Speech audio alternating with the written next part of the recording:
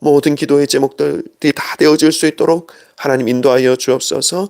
성령께서 함께 하시기를 간절히 소망하오며 감사드리며 예수 그리스도 이름으로 기도드립니다. 아멘. 할렐루야.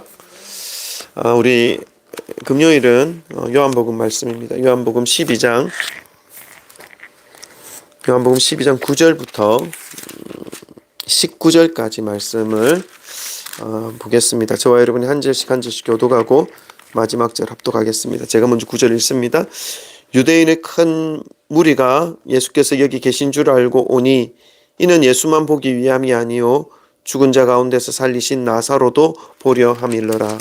대제사장들이 나사로까지 죽이려고 모이니 나사로 때문에 많은 유대인이 가서 예수를 믿음일러라. 우리 이튿날에는 명절에 온 큰 무리가 예수께서 예루살렘으로 오신다는 것을 듣고 종려나무 가지를 가지고 맞으러 나아가 외치되 호산나 찬송하리로다 주의 이름으로 오시는 이 곧 이스라엘의 왕이시여 하더라. 예수는 한 어린 나귀를 보고 주시니 이는 기록된 바 시온에 따라 두려워하지 말라 보라 너의 왕이 나귀 새끼를 타고 오신다함과 같더라.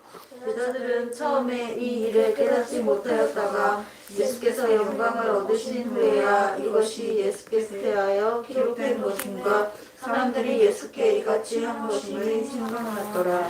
나사로를 무덤에서 불러내어 죽은 자 가운데서 살리실 때에 함께 있던 무리가 정언하는지라. 이에 우리가 예수를 맞으면 이 표적 행하심을 들었습니다. 다 같이 읽습니다. 바리새인들이 서로 말하되 볼지어다 너희 하는 일이 쓸데없다 보라 온 세상이 그를 따르는도다 하니라. 아멘. 할렐루야. 하나님의 은혜와 평강이 함께 하시기를 소망합니다. 아멘. 벌써 일주일이 지났습니다.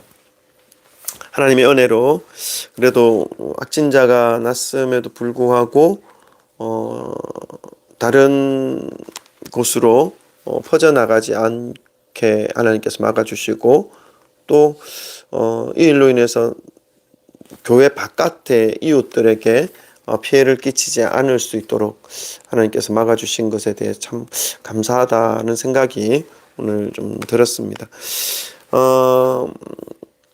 그렇지만 우리가 이 코로나로 인해서 참 우리의 생활과 또 예배 드리는 이러한 모든 것들이 좀 위축되어질 수도 있겠구나 하는 그런 생각들을 가져봅니다.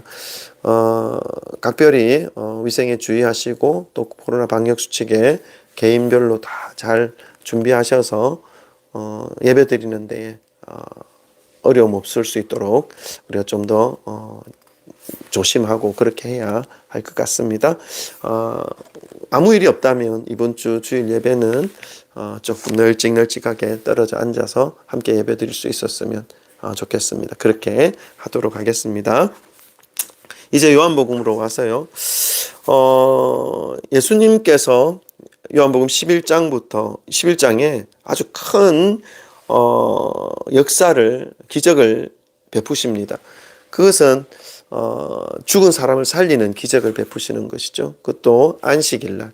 그래서 이 일로 인해서 바리새인들, 당시에 율법학자들 그리고 종교 지도자들이 예수님을 가만히 두지 않기로 결단합니다.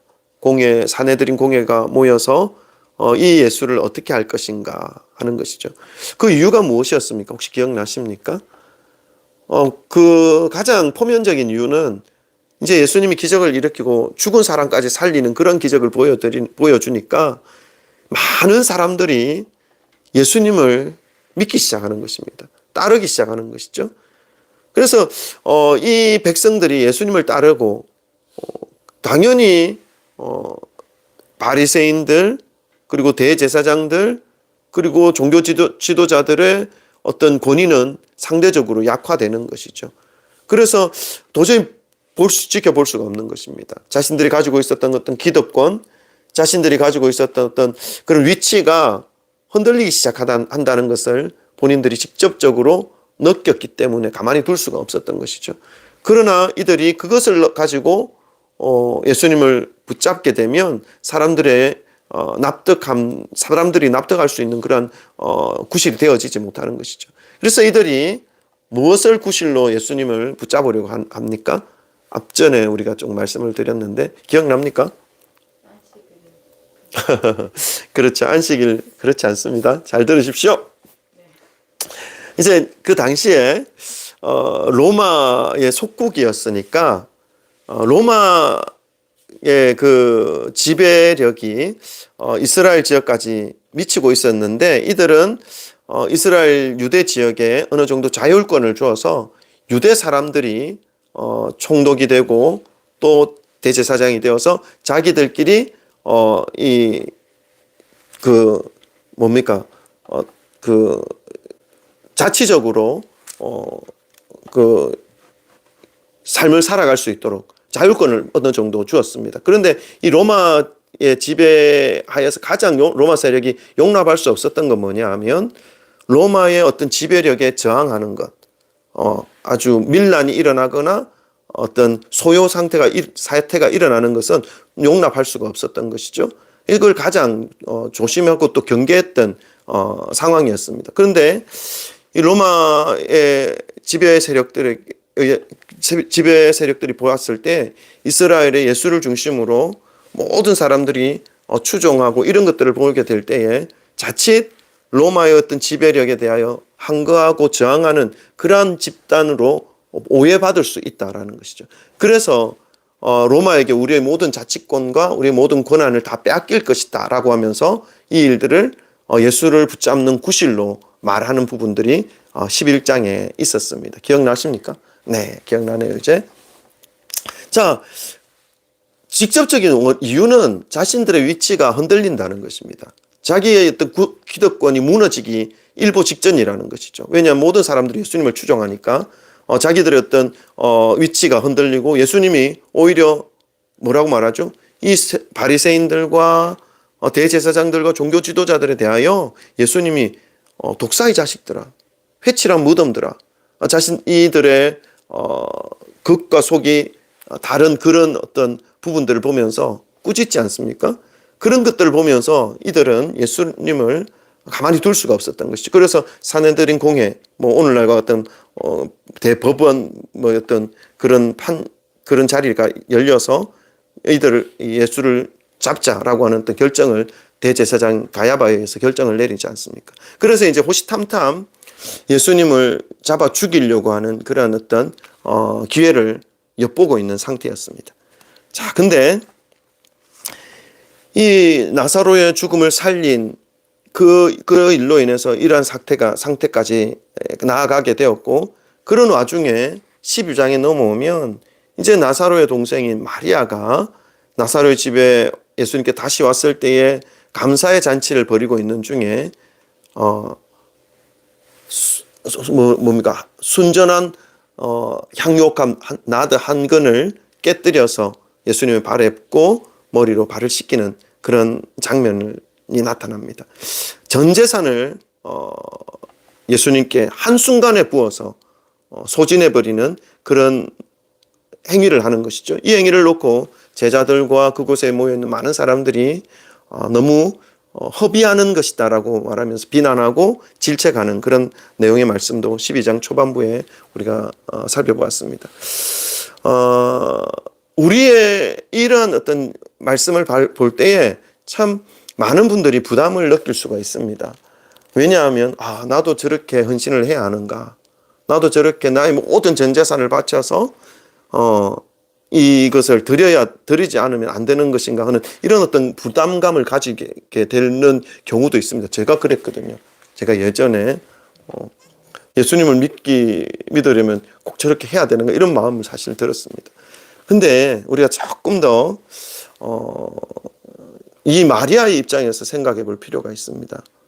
마리아가 여자의 몸으로 300데나리온 되는 그런 가치를, 그러니까 1년치 연봉입니다. 젊은 사람의 1년치 연봉, 뭐 3천만 원이 될 수 있고 6천만 원이 될 수 있는데 그 가치에 해당되는 아주 고가의 향유옥합을 깨뜨려서 한순간에 허비해버리는, 예수님을 위해서 허비해버리는 그 모습을 볼 때에 이 마리아는 예수님께서 베풀어 주신 그 은혜를 그 마음속에 간직하고 있었다는 것이죠. 그래서 예수님께서 주신 그 은혜, 자신의 삶을 완전히 새롭게 해주시고 바꾸어 주셨던 그 은혜를 가지고 있었기에 자신이 전 재산에 해당되는 그 향료값 한 나드 한 옥합을 한 것을 깨뜨려도 아깝지 않았다는 것입니다. 마리아의 입장에서는 그렇습니다. 더 큰 것들을 드려도 아깝지 않은 그러한 마음으로 마리아는 예수님께 그 발을 닦았습니다.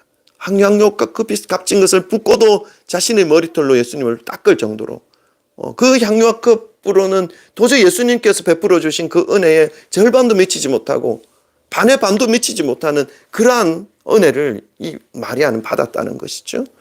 당연히 그러니까 우리가 그러한 은혜를 받기 이전에 우리의 모습은 예수님께 그러한 헌신을 할 수가 없는 것은 당연합니다. 그래서 우리가 신앙생활을 하게 될 때에 예수님으로부터 먼저 은혜를 받는 것이 너무 중요하죠. 예수님께서 주시는 그 은혜를 충분히 받고 자녀된 하나님의 그 자녀된 자로서의 은혜를 충분히 누리면서 그렇게 될 때 어떻게 됩니까? 하나님 앞에 헌신하지 말아라도 자율적으로 헌신하고 싶어져요. 왜냐하면 하나님께서 베풀어 주신 그 은혜가 너무 큼을 내가 알고 있기 때문에, 내가 깨닫고 있기 때문에, 내가 이 귀한 것을 드려도 아깝지 않을 만큼의 은혜를 내가 충분히 받았기 때문에 아깝지 않은 것이죠. 그러나 그 주위에 있었던 제자들이나 그 사람들은 이 마리아의 그 은혜를 알지 못하는 것이죠. 그러니까 아깝다. 왜 이렇게 허비하느냐? 그거 팔아서 돈으로 바꿔서 어떻게 해요? 가난한 사람 나누어주면 더 의미 있는 일을 하는 거 아니냐? 이런 말들을 막 하는 것이죠. 사실 그런 말을 한 가룟 유다의 마음이 사실은 가난한 사람에 대한 애틋한 마음과 사랑 때문에 그것을 한 것은 아니라라고 요한은 기록하고 있습니다. 왜냐하면 그는 예수님의 그 제자로서 돈꾀를 맡은 자이기 때문에 자기에게 자기 호주머니를 넣고자 하는 그런 욕망과 욕심이 그 속에 있었다라고 사도 요한은 설명을 하고 있죠. 결국 이 가룟 유다는 이 예수님으로부터 받은 그 은혜의 자리에 있기보다는 자신의 욕망의 자리에 더 치우쳐 있었기에 결국 그 욕망으로 인해서 끝이 좋지 않은 그런 모습으로 생을 마감하게 됩니다. 우리가 이런 모습을 볼 때에 우리가 살아가는 이 인생 속에 참으로 많은 것들을 붙잡을 수도 있고 많은 가치관들이 혼재되어져 있습니다. 그런 가치관 속에 우리가 무엇을 붙잡고 신앙생활을 할 것인가, 무엇을 붙잡고 삶을 살아갈 것인가 할 때에 어떤 결정을 내릴 것인가 하는 것에 다시 한번 생각해 보게 되는 것이죠. 여러분, 저와 여러분은 이제 예수님을 믿고 예수님을 따르는 그러한 신앙의 길로 접어들었습니다. 이 길에서 우리가 가장 붙잡아야 할 가치는 무엇이냐 하면 예수님이 행하셨던, 예수님이 걸어가셨던, 예수님이 보여주셨던 그 삶의 모습으로 살아가는 것입니다. 돈을 사랑하여 돈에게 손을 빼앗기고 마음을 빼앗기고 몸을 빼앗겨버리면 끝이 너무너무 안 좋다, 안 좋아진다는 사실을 우리는 성경 말씀에서 너무나 쉽게 너무나 잘 배울 수 있습니다. 파악할 수가 있습니다. 그래서 우리가 믿음의 신앙생활을 하게 될 때에 돈과 하나님을 두 주인을 섬기지 못한다. 하나님 분명하게 하나님만 섬기는 것이 옳다라고 말씀하고 있습니다. 그런데 하나님을 섬기고 있으면 우리가 돈을 쫓아서 살아가고 돈을 따라서 내 젊음을 바치고 내 인생을 바치고 살아가는 그 삶보다 하나님을 따르며 살아가게 될 때에 누릴 수 있는 은혜가 더 풍성하고 더 많은 삶들을 누릴 수 있다는 사실을 우리는 깨달아야 하는 것이죠. 왜냐하면 모든 것이 하나님 것이기 때문에 그렇습니다. 모든 것이 하나님께 있기 때문에 그렇습니다. 아멘. 아멘. 그러한 믿음을 가지고 믿음 생활하는 것이 너무너무 중요하다는 사실을 잊지 마시기를 바랍니다. 자, 이제 예수님께서 계신 그곳에 어디죠?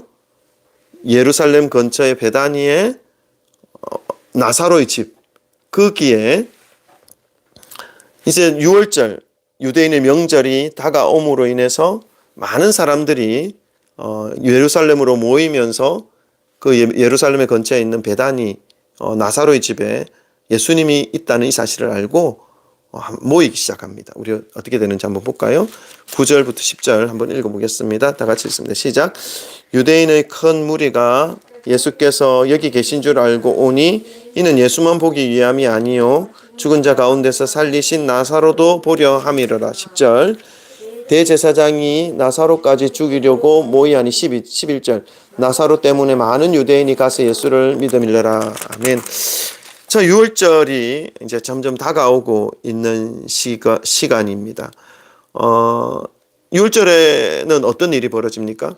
전 세계에 흩어져 있었던 유대인들이 성전에 모이죠. 그래서 하나님께서 이집트에 400년의 종살이 되었던 그 자리에서 새롭게 우리의 신분을 회복시켜 주시고 자유자로 하나님의 자녀의 삶으로 이끌어 주신 그 해방의 기념, 해방의 기쁨을 맞이하면서 하나님께 영광 돌리고 하나님께 예배드리며 하나님께 제사 드리는 그러한 일을 하기 위해서 성전에 다 모입니다. 자, 근데 모이기에 앞서서 예루살렘에서 조금 떨어져 있는 15km 정도 떨어져 있는 베다니라고 하는 마을에 예수님께서 나사로를 죽은 가운데서 살리셨다라고 하는 이 소문을 듣고 진짜인지 아닌지 확인하고자 하는 마음들도 있었고 정말 나사로가 살아있는지 또 보고 싶은 마음으로 또 있었고 또 예수님도 보고 싶은 그런 마음들 때문에 많은 유대인들이 나사로의 집에 모이게 된 것이죠. 자, 근데 이런 모습들을 바라보면서 바리새인들과 대제사장들은 그 마음을 감추지 못합니다. 미움과 시기와 질투와 무엇보다도 자신의 어떤 자리를 지켜내고자 하는 그러한 욕망과 욕구에 휩싸여 있는 그 마음을 드러내기 시작합니다. 11절에 10절에 보니까 대제사장들이 나사로까지 죽이려고 모이하니 이제 예수님을 죽이려고 하는 그 마음에서 나사로까지 죽이려고 합니다. 왜 그럴까요? 이 나사로가 지금 살아났다고 하는 그 일 때문에 많은 사람들이 나사로를 확인하려고 하고 보려고 하고 거기에 따르려고 하는 그런 모습을 보입니다. 그래서 이 상태에서 예수님만 제거한다면 나사로가 살아있지 않습니까? 그걸 보면서 예수님의 능력과 예수님의 행하심과 예수님의 기적을 믿고 그리고 그 예수님의 가르침대로 살아가려고 하는 사람들이 여전히 존재할 것이기 때문에 아예 뿌리채로 뽑고자 하는 그런 마음들이 더 간절해서 이들은 더 악한 마음으로 예수님뿐만 아니라 나사로까지 죽이려고 마음을 먹고 있는 모습을 볼 수 있습니다. 여러분, 이 대제사장과 바리새인들 이들이 이렇게까지 생각하는 이유가 무엇일까요, 도대체? 민족을 생각하는 것일까요? 나라를 생각하는 것일까요? 정말 백성들을 생각하는 것일까요? 아니죠. 자기의 욕망, 자기의 권력, 자기가 움켜쥐고 있는 그러한 기득권을 빼앗기기 싫다는 것입니다. 무엇까지 하면서도요. 사람을 죽이면서까지도 사람을 죄를 덮어씌워서 무고한 사람을 제거하면서까지도 지켜내고 싶은 것이 뭐냐면 자기의 밥그릇입니다. 여러분, 우리가 이 땅에 살아가게 될 때에 참 이러한 모습들을 간혹 봅니다. 우리가 그런 모습으로 될 수도 있고 또 다른 사람들의 모양이 그렇게 모습이 보여질 때도 있습니다. 여러분, 우리가 참 조심해야 됩니다.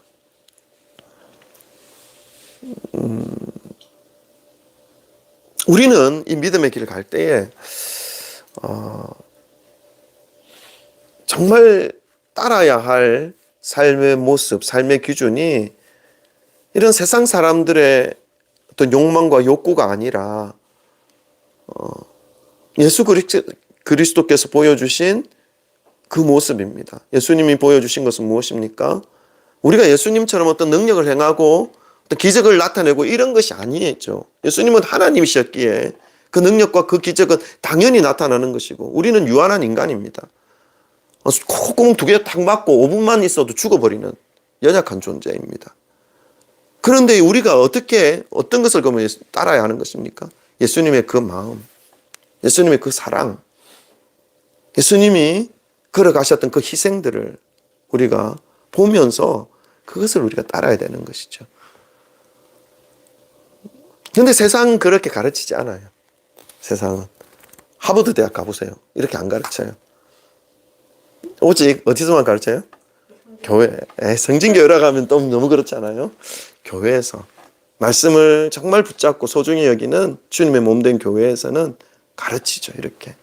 그리고 이렇게 살아야 하는 것이죠. 자, 그래서 유대인들이 나사로까지 죽이고자 하는 이유가 무엇인지 11절에 기록되어져 있습니다. 11절 한 번 더 읽어볼까요? 다 같이 읽습니다. 시작. 나사로 때문에 많은 유대인이 가서 예수를 믿음이러라. 네.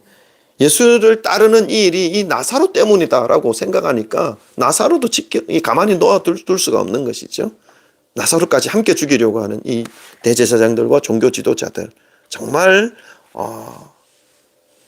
정말 뭐라고 하면 좋습니까? 본받지 말아야 할 모습입니다. 근데요, 우리가 하나님의 말씀을 마음에 새기지 못하고 하나님의 말씀을 따르지 못하게 될 때 나도 모르는 새에 이런 모습으로 이런 어떤 영향력들이 내 생각에 내 마음에 자리 잡고 있을 수가 있어요. 그래서 우리 항상 조심해야 되는 것, 항상 나를 되돌아보아야 하는 것은 말씀으로 나를 되돌아보는 거예요. 말씀으로 나 자신을 비춰보는 거예요. 그래서 혹여나 나의 욕망과 욕심이, 나의 어떤 시기와 질투가 다른 어떤 사람들의 영혼에 악을 끼치거나 아니면 나쁜 마음을 품고 있는 그런 모습들이 비추어진다면 정말 하나님 앞에 철저히 무릎 꿇고 다시금 회개해야 되는 것이죠. 정직하게, 감춤 없이. 그렇지 않으면 우리의 이 본성이 어느새 그들의 모습을 닮아가고 치우쳐서 살아가게 될지 모른다는 사실을 기억하시기를 소망합니다. 그래서 끝까지 성령님께 내 마음의 상태를 말씀드리고 또 성령님께 이야기하면서 성령님이 내 삶을 만지고 내 삶을 이끌으시고 나의 어떤 악한 마음들을 제거하시기를 위해서 늘 함께 성령님과 함께 동행하는 그런 삶을 살아가시기를 소망합니다. 자, 이제 예수님께서 나사로의 집 베다니에서 이제 예루살렘으로 입성하십니다. 왜 입성하실까요? 예, 유월절 절기를 지키기 위해서. 근데 다른 많은 유대인들은 유월절 절기를 지키기 위해서 예루살렘 성전으로 지금 왔지만 예수님은 유월절 어린 양이 되셔서 십자가에 매달려 죽기 위해서 지금 예루살렘으로 들어가고 있는 것입니다. 우리 예수님의 모습을 한 번 더 보도록 하겠습니다. 우리 12절, 13절 한번 읽겠습니다. 12절과 13절 다 같이 읽습니다. 시작. 그 이튿날에는 명절에 온 큰 무리가 예수께서 예루살렘으로 오신다는 것을 듣고 종려나무 가지를 가지고 맞으러 나아가 외치되 호산나 찬송하리로다. 주의 이름으로 오시는 이 곧 이스라엘의 왕이시여 하더라. 아멘. 예수님께서 이제 예루살렘으로 이제 들어가십니다.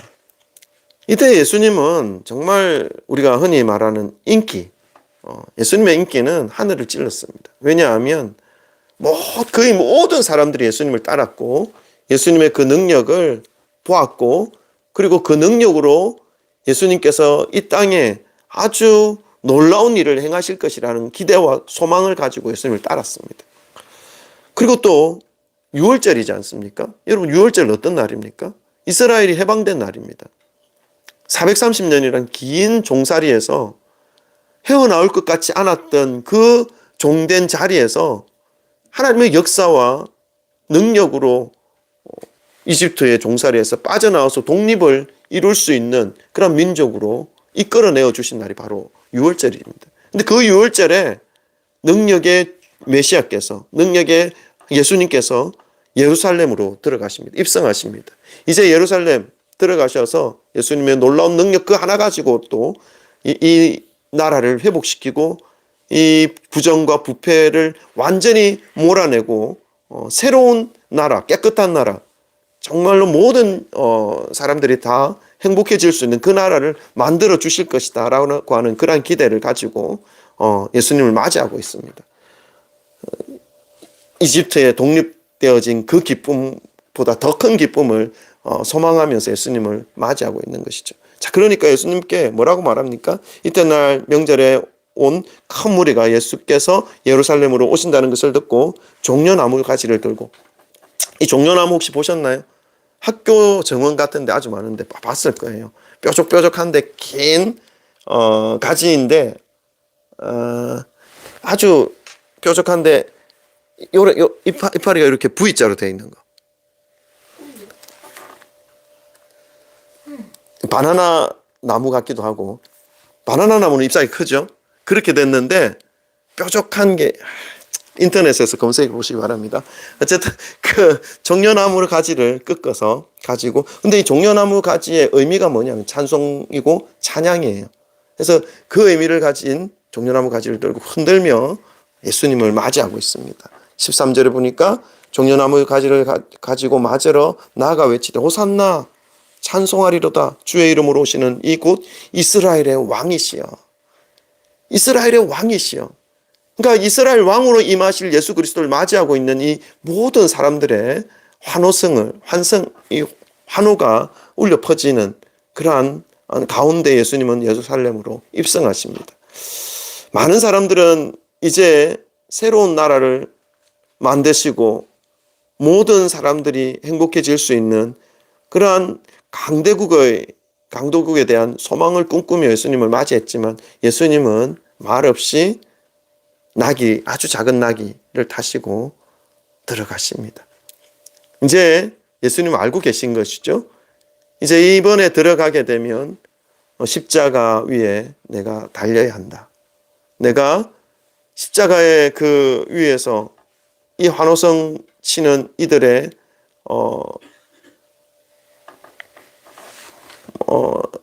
실망과 배반과 그 모든 상황을 다 받아내어서 이들의 죄의 문제를 해결해 주어야 한다라는 것을 아시면서 예수님은 들어가고 계신 것입니다.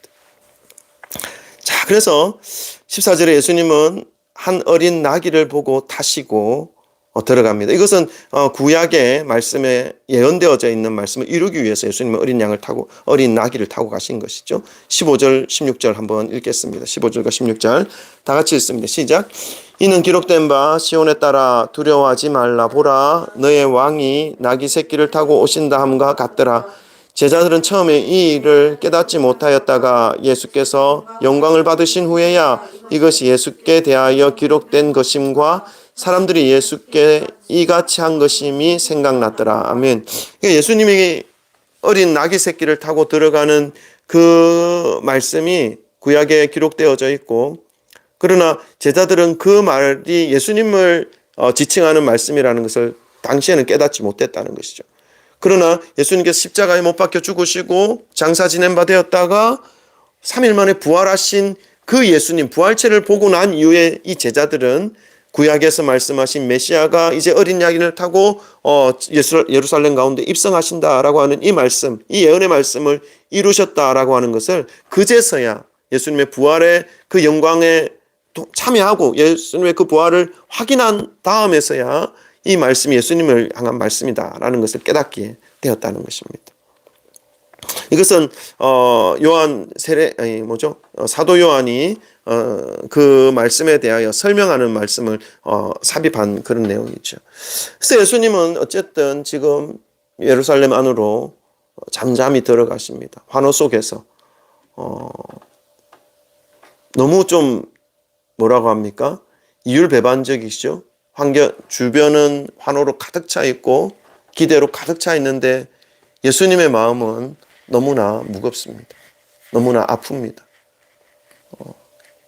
예수님은 그럼에도 불구하고 그 고통의 자리, 그 어려움의 자리를 피하지 않습니다. 뚜벅뚜벅 나귀를 타고 들어가십니다. 가실 필요가 없었는데, 가면 이제 죽게 되는데, 피하실 수도 있었는데 피하지 않고 가시죠. 왜냐하면 예수님이 이 땅에 오신 이유가 그것 때문이니까 그렇죠. 그럼에도 불구하고 예수님은 가십니다. 물론 목적이 그것 때문에 왔다 하더라도 너무 힘든 자리잖아요. 너무 고통스러운 자리잖아요. 그리고 또 예수님이 모르는 상태에서 그냥 갑자기 들이닥친 그런 사건이라면 뭐 어쩔 수 없이 그렇게 될 수도 있는 부분인데 예수님 알고 있으면서도 가시는 거잖아요. 왜 그러셨을까요? 사랑 때문이죠. 사랑 때문에. 죄인들을 지금 이렇게 환호하고 나중에 다 배신할 이 사람들을 향한 사랑. 이들이 다 지옥 가지 않기를 원하시는 하나님의 사랑. 이들이 다 구원받기를 원하시는 예수님의 사랑. 그 사랑이 그 십자가를 가는 동안에 느낄 수 있는 두려움과 고통과 무서움과 말할 수 없는 그런 마음보다 더 크셨기 때문에, 무엇이요? 그 사랑이 더 컸기 때문에 들어가시는 거죠. 이런 상태 속에서 대제사장과 바리새인들 이들이 어떤 모습으로 예수님에 대하여 보고 있는지에 대해서 요한은 말씀하고 있습니다. 우리 17절부터 19절까지 함께 읽겠습니다. 17절부터 19절 다 같이 읽습니다. 시작. 나사로를 무덤에서 불러내어 죽은 자 가운데서 살리실 때에 함께 있던 무리가 정언한지라. 이에 무리가 예수를 맞음은 이 표적 행하심을 들었음일러라. 바리새인들이 서로 말하되 볼지어다 너희 하는 일이 쓸데없다. 보라 온 세상이 그를 따르는도다 하니라. 아멘. 예수님이 이제 들어가시는데 나사로를 무덤에서 불러내어 죽은 자 가운데 살리실 때에 함께했던 무리들이 나사로를 살리셨던 그 예수님의 기적과 역사를 정언합니다. 저분이 나사로를 살리셨대. 저분이 죽은 지 4일이 되었는데도 나사로를 살리셔서 무덤에서 나오게 하신 분이래 하는 이 말들을 예수님을 바라보면서, 그리고 또 나사로를 바라보면서 증언하고 있는 모습들을 설명하고 있습니다. 그리고 또 뭐라고 합니까? 18절에 보니까 이에 무리가 예수를 맞음이 이 표적 행하심을 들었습니다. 그래서 수없이 많은 사람들이 나사로를 죽음에서 살리신 이 기적과 역사를 기억하면서, 그리고 또 다른 사람들이 증언하는 그 말을 들으면서 예수님을 바라보면서 예수님을 향하여 따르고 예수님을 추종하는 그런 모습들을 예수님이 예루살렘 입성할 때에 보여주고 있습니다. 이런 모습들, 이런 광경들을 보고 있는 바리새인들과 대제사장들, 종교 지도자들은 어떤 모습을 하고 있습니까? 19절입니다. 바리새인들이 서로 말하되 볼지어다 너희 하는 일이 쓸데없다. 이 너희 하는 일이 뭡니까? 바리새인들이 서로 바리새인들이 바리새인들에게 말하고 있는 거예요. 네가 하는 일이 쓸데없다. 바리새인들이 지금 무슨 일을 하려고 하고 있죠? 제가 영어하고 있습니까? 예수님 죽이려고 하고 있는 거잖아요. 지금 나사로를 죽이려고 하는 것이잖아요. 너희들이 하고 있는 일이 쓸데없다. 왜요? 봐라. 온 세상이 지금 그를 따르는도다. 온 세상이 지금 그를 따르고 추종한다. 너희들이 어떻게 그를 죽이겠는가? 끊임없이 이 바리새인들이 예수님을 죽이고자 하는 그 마음에서 벗어나지 못하고 있는 모습을 보여주고 있습니다. 그러면서 더 많은 사람들이 예수님을 따르니까 그 일에 대해서 낙심하기도 하고 낭망하기도 하고 불안해하고 있는 이 바리새인들의 모습을 볼 수 있습니다. 오늘 말씀은 여기까지인데요. 오늘 본문 말씀을 우리가 좀 묵상해 하면서 읽어보면 각자의 마음이 느껴집니다. 예수님의 마음, 그리고 거기에 종려나무 가지를 들고 흔들며 호산나 다윗의 자손이여 이스라엘의 왕이여 라고 외치면서 맞이하고 있는 그 군중들, 그리고 그 모습을 바라보고 있는 바리새인들, 대제사장들, 종교 지도자들, 그들의 마음과 상태를 각각 느낄 수가 있습니다. 여러분, 믿음 생활하고 신앙생활 하는 것은 할 때에 우리의 마음도 여러 가지 모양으로 예수님을 따를 수 있고 믿음 생활 한다라고 말할 수 있습니다. 어떤 마음은 바리새인의 모습으로, 바리새인의 마음으로 자신의 것을 더 추구하고 자신의 욕망을 채우기 위한 수단으로 예수님을 따르려고 하는 그런 모습이, 그런 마음 상태로 이 신앙생활을 하고 있을 수도 있습니다. 그리고 자기가 원하는 것들을 얻기 위해서 호산나 다윗의 왕이여, 다윗의 자손이여, 이스라엘의 왕이여 라고 외치면서 그렇게 되어지지 않으면 곧바로 배반하고 곧바로 예수님의 곁을 저주하면서 떠나갈 그러한 모습으로 신앙생활을 하는 모습들도 있을 것입니다. 그렇다면 우리는 어떤 마음으로 신앙생활을 해야 하는 것입니까? 좀 결정이 필요하지 않겠습니까? 1, 2년 믿다가 그만둘 것도 아니고 일평생 우리가 신앙생활을 하면서 심장이 멈추는 그 순간까지 성경을 붙잡으며 말씀을 붙잡으며 믿음의 길을 갈 거라고 생각하고 따르고 있는 이 길인데 우리가 어떤 마음으로 신앙생활을 해야 할 것인가 하는 것이죠. 바라는 것은 아까도 말씀을 드렸듯이 우리의 신앙이 다른 어떤 불순물들, 다른 어떤 가치관들을 섞어서 예수님을 따르기보다는 정말 예수님이 보여주셨던 그 사랑, 예수님이 보여주셨던 희생, 예수님이 보여주셨던 그 모습을 따르며 나아갈 수 있는 그런 신앙으로 살아갈 수 있다면 얼마나 좋겠나 하는 생각을 가져봅니다. 압니다, 여러분. 그것이 어렵다는 거. 저도 알고 여러분도 알고 있습니다. 그러면 어떻게 하면 좋습니까? 어렵기 때문에 포기하는 것이 맞습니까? 그렇지 않죠. 포기하지 않고 살아도 이 정도인데 포기하고 살면 어떻게 되겠습니까? 세상 사람들하고 똑같이 되죠. 바라는 것은 어렵기 때문에 이 삶을 살아가는 것이 필요합니다. 왜냐하면 예수님도 좁은 문으로 가라. 큰 문으로 가지 말라. 그 큰 문으로 가는 사람들은 지금은 큰 길로 가서 편하게 보일 줄 모르나 그 길은 점점 협착해져서 결국 멸망의 길로 가는 길이다. 가는 문이다. 라고 말씀합니다. 그러나 이 믿음의 길은 좁은 길입니다.